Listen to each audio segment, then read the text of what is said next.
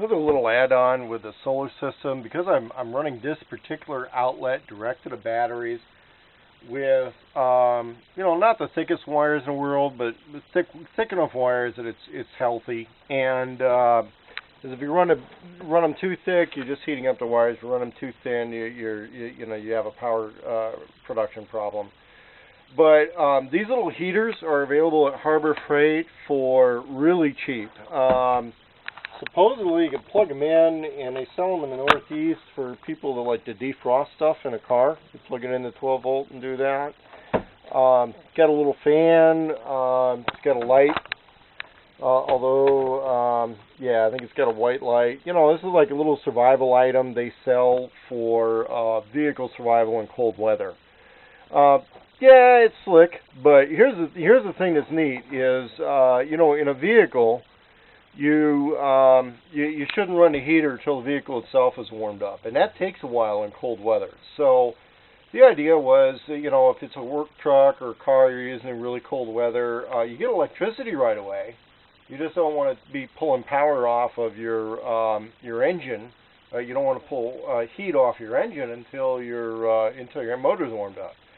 Well, the other thing is these are okay 12 volt, and if I want to go strictly electric heat just to kind of warm up in the morning, this thing will function off of this outlet. Now the red light is just an indicator that the heater is on. Okay, this is the little ceramic element, and it's getting warm right away, and that's pretty neat. It's probably unwise to leave this thing running just all the time in here, and that, because it's on a direct battery hookup, would kill the batteries, okay? But as a quick warm-up, especially like, setting it down here on the floor while, you get up in the morning and sitting here having a coffee or something, or working at, this is going to be my workstation with you'll see it when it's done. It's going to have a nice big screen TV, work as a computer monitor. As you can see, I'm kind of cleaning this up a little bit. But anyway, these heaters, $6, $8, $10, they're cheap.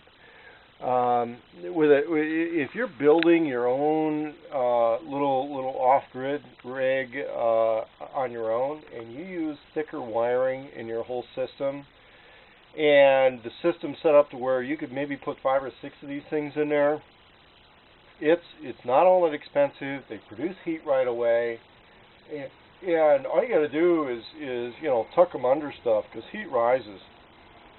But most ceramic heaters run on AC, and these run on DC, and they're not real big. But when you start putting 2, 3, 4 of these around in something, it adds up. It's already distributed. They got little fans for distributing the heat.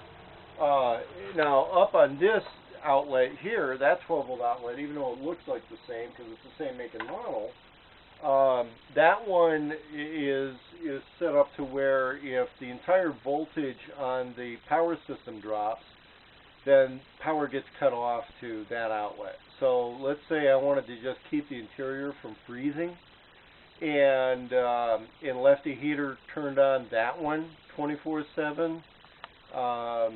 Then as long as we're getting sunlight and we don't have a lot of snow coverage on the solar panels, then I could rig this thing up with one small heater, and I don't know if we'd keep this thing roasty toasty warm. Probably not, because the windows on these are kind of the weak point on the insulation. But it'd keep the interior from freezing. It'd keep our water tank under there from freezing and bursting. And if you're out in sub-zero type stuff and get into a place that's, let's say, 40 degrees, you're going to feel like you just got nice and warm. So that's one way to do it without flammable stuff.